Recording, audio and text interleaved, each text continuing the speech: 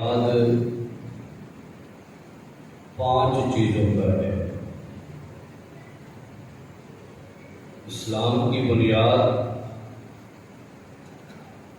میں بالکل آہستہ بول رہے ہیں کیونکہ میری طبیعت ناساز ہے، اسی بالکل توجہ نہ سنیے گا۔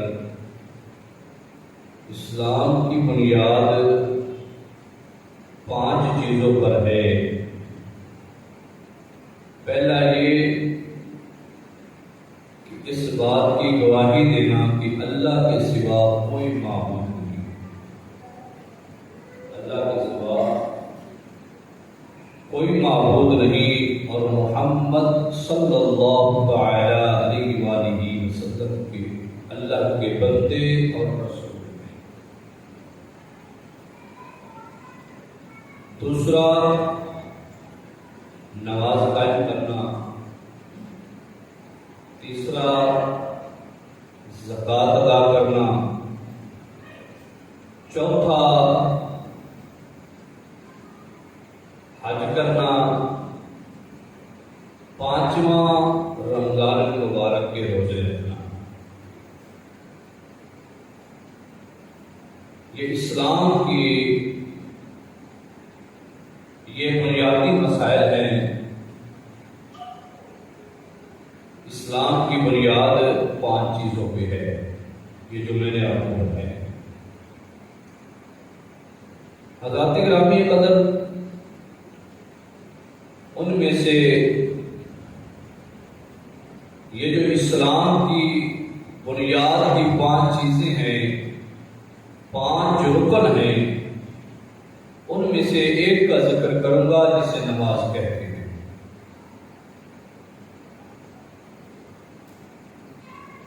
یہ وہ نماز ہے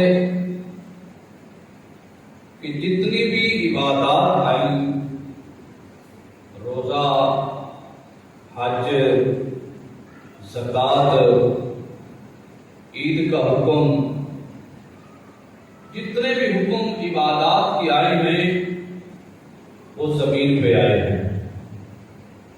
یعنی اللہ نے اپنے پیارے محبوب علیہ السلام کو جتنی بھی عبادات کا حکم آیا وہ زمین پہ آیا، لیکن نماز کا حکم زمین پہ نہیں آیا۔ نماز کا تحفہ معراج کی رات اللہ نے اپنے محبوب کو بلا کر دیا۔ اللہ نے اپنے محبوب کو اپنے پاس بلایا اور بلا کر اللہ نے نماز کا تحفہ دیا۔ 50 نمازوں کا تحفہ حضور معراج کی رات لے کر آئے، اور جب حضور لے کر آئے تو راستے میں موسیٰ علیہ السلام نے مدد کی، کہنے لگے حضور یہ 50 نمازیں آپ کی امت نہیں پڑھ سکے گی، میں اپنی امت کو آزما چکا ہوں۔ تو مقصد یہ ہے کہ 5 ہوتے ہوتے 5 باقی رہ گئی، تو حضور 5 نمازوں کا تحفہ لے کر واپس آ گئے۔ اب جو تحفہ اللہ نے اپنے محبوب کو دیا وہ بڑا پیارا تحفہ تھا۔ آج ہمیں کوئی تحفہ دے دے، ہمارا کوئی دوست دے دے، ہمارا کوئی محبوب دے دے، ہم اسے سنبھال کے رکھتے ہیں، نشانی کے طور پہ ہم کہتے ہیں کہ یار یہ ہمارے محبوب نے دیا ہے، ہمارے دوست نے دیا ہے، ہمارے بھائی نے دیا ہے، ہماری بہن نے دیا ہے، یہ تحفہ ہے، ہم نے سنبھال کے رکھنا ہے۔ لیکن وہ تحفہ کیسا ہوگا جس کو اللہ رب العالمین نے اپنے محبوب کو عطا فرمایا؟ نماز کو تحفہ حضور لے کر آئے، اور معراج کے بعد آقا کریم صلی اللہ تعالی علیہ وآلہ وسلم کم و بیش 11 سال اور 6 ماہ آپ نے ظاہری زندگی گزاری معراج کے بعد، اور ان میں سے کم و بیش حضور نے 20,000 نمازیں پڑھی۔ کتنی نمازیں؟ 20,000۔ کم و بیش حضور نے 500 جمعے ادا کیے، کہو بیش حضور نے 9 عیدین کی نمازیں پڑھی،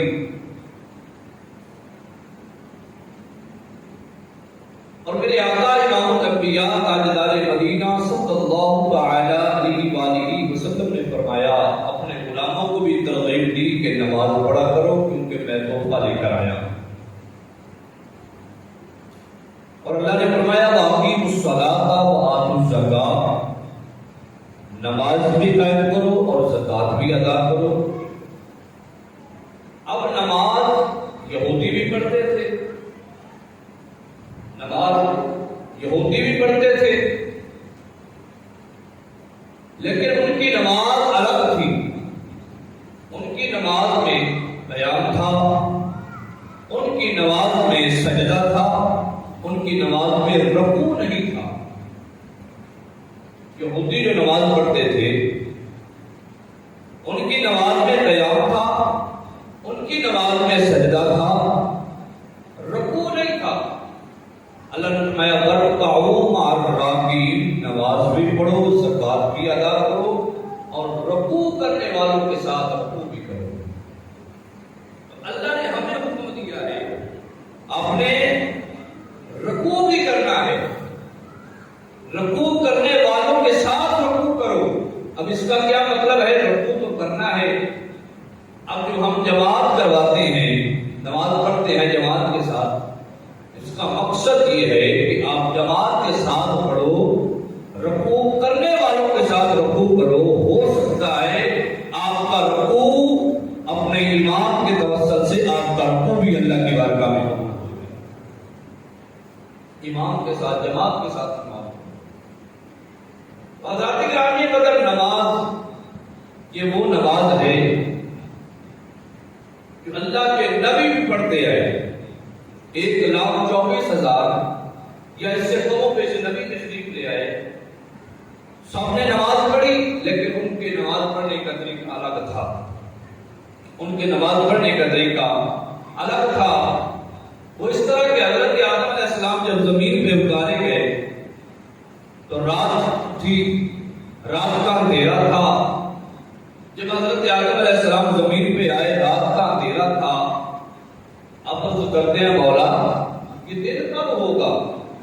رات کا اندھیرا تھا، اور جب صبح ہوئی، دن ہوا، تو حضرت آدم علیہ السلام نے شکرانے کے طور پہ اللہ کی بارگاہ میں 2 رکعت نماز پڑھی، شکرانے کے طور پہ کہ مولا تیرا شکر ہے تو نے رات ڈھل گئی، اب دن آ گیا، 2 رکعت نوافل پڑھے شکرانے کے طور پہ۔ اللہ نے اسے نماز فجر قرار دے دیا۔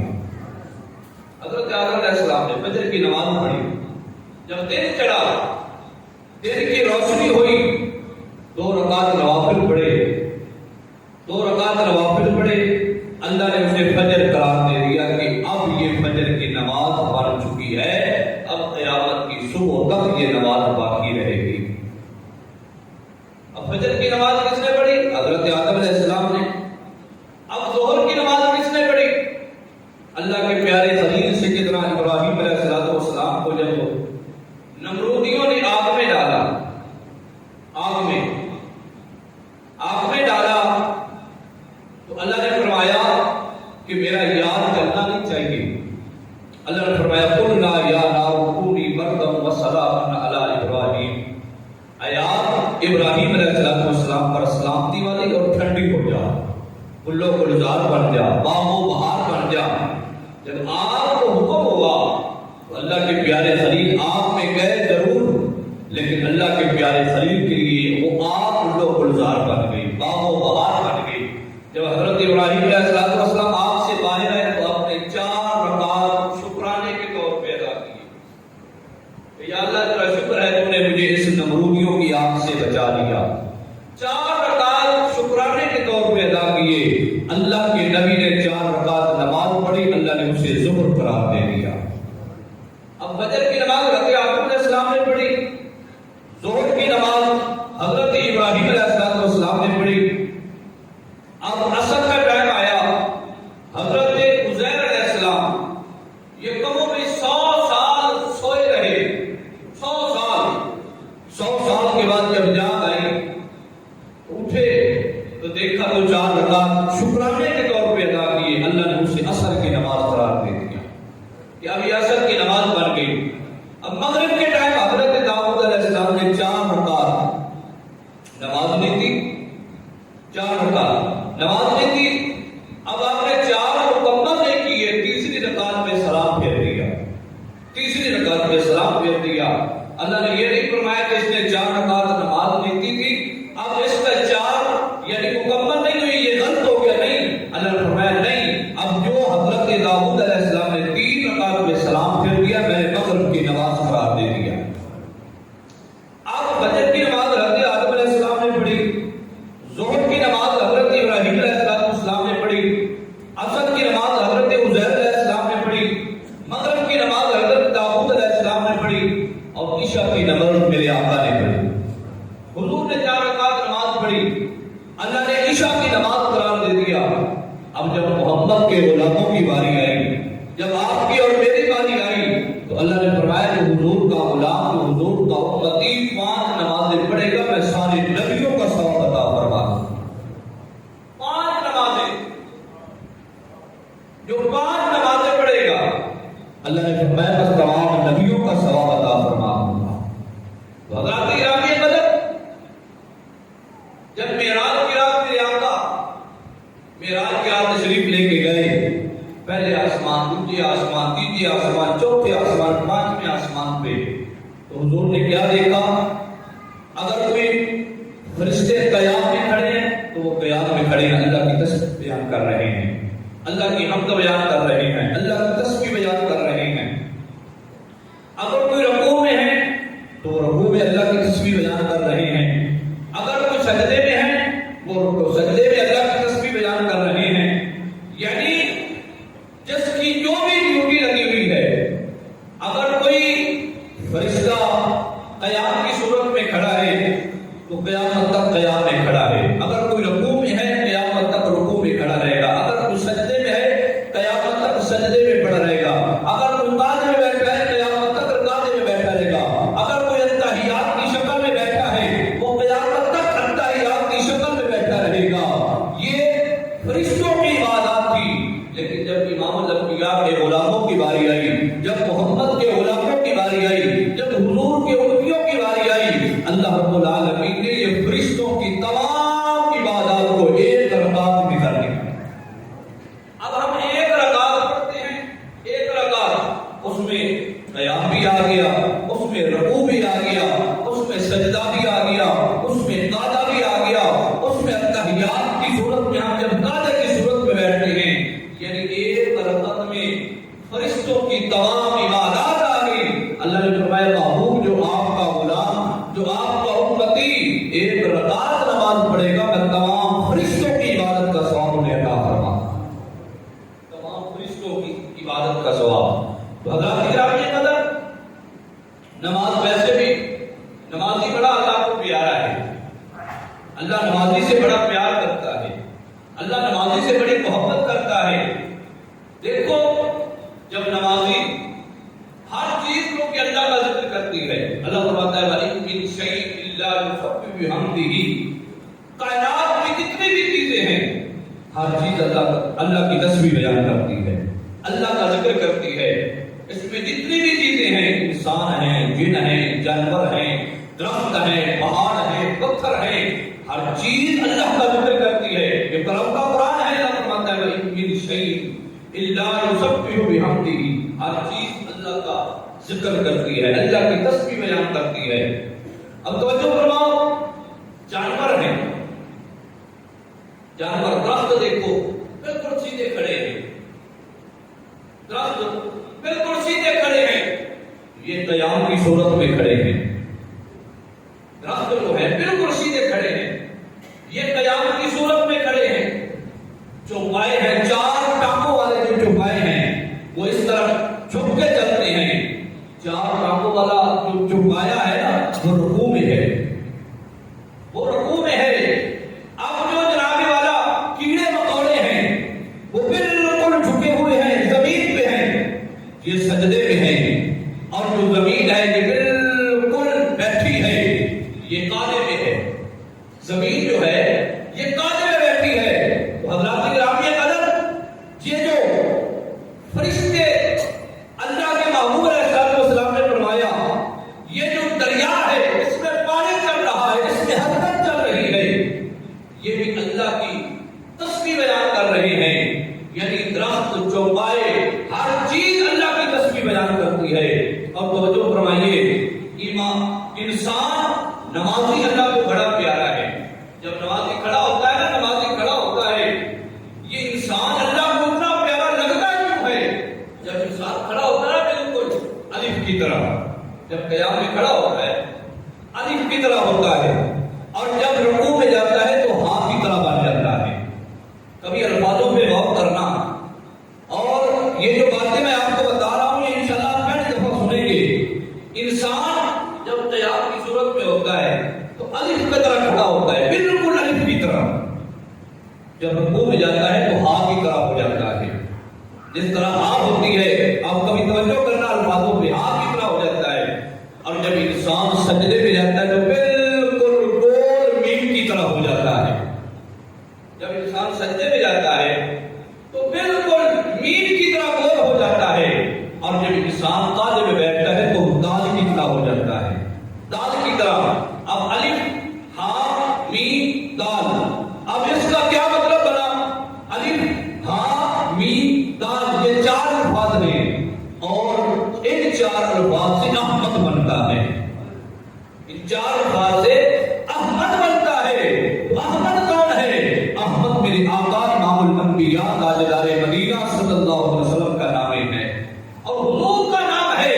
اور جب احمد انسان بن جاتا ہے پھر اللہ فرماتا ہے کہ بندہ مجھے بڑا پیارا لگتا ہے جو حضور علیہ السلام کے نام کے مطابق میری تسبیح بیان کر رہا ہے، کبھی سجدے میں، کبھی رکوع میں، کبھی سجود میں، کبھی قعدے میں۔ اللہ فرماتا ہے جب میری تسبیح بیان کرتا ہے تو یہ انسان مجھے بڑا پیارا لگتا ہے، یہ نمازی مجھے بڑا پیارا لگتا ہے۔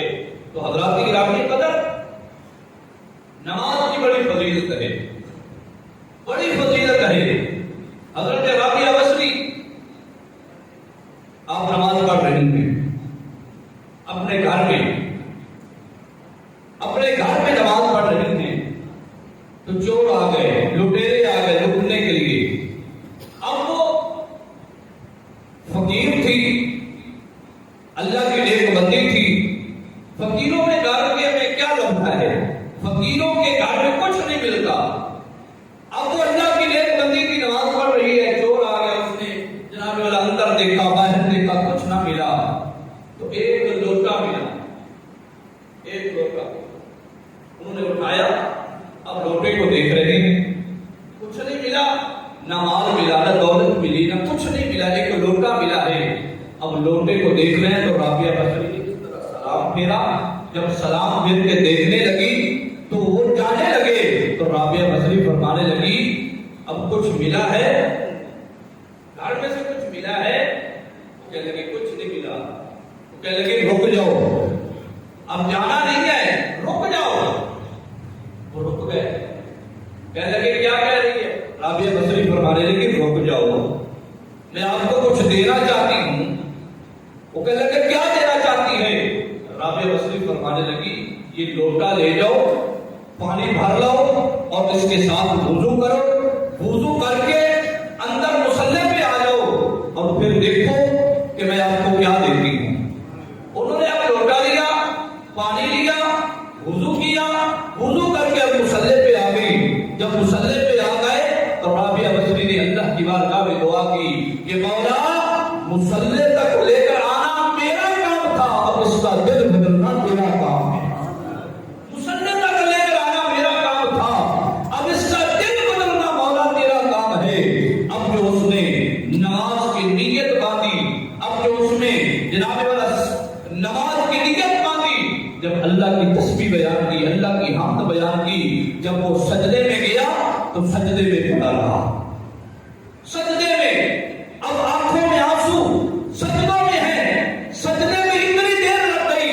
رابعہ بصری نے اس طرح ہلایا، ہلا کے اٹھایا، آپ نے فرمایا ملا، کہنے لگی سب کچھ مل گیا، جس کو خدا مل گیا اسے سب کچھ مل گیا۔ رابعہ بصری اللہ کی بارگاہ میں رو کے کہتی ہے کہ مولا میں تو جناب والا اتنے سالوں سے نماز پڑھ رہی ہوں، قیام کر رہی ہوں، سجدہ کر رہی ہوں، سب کچھ کر رہی ہوں، مولا تو ملا نہیں۔ اب یہ چور بھی تھا، ڈاکو بھی تھا، لٹیرا بھی تھا، پہلی رات اس نے سجدے میں گر کے سب کچھ لوٹ لیا، تجھے دیکھ لیا۔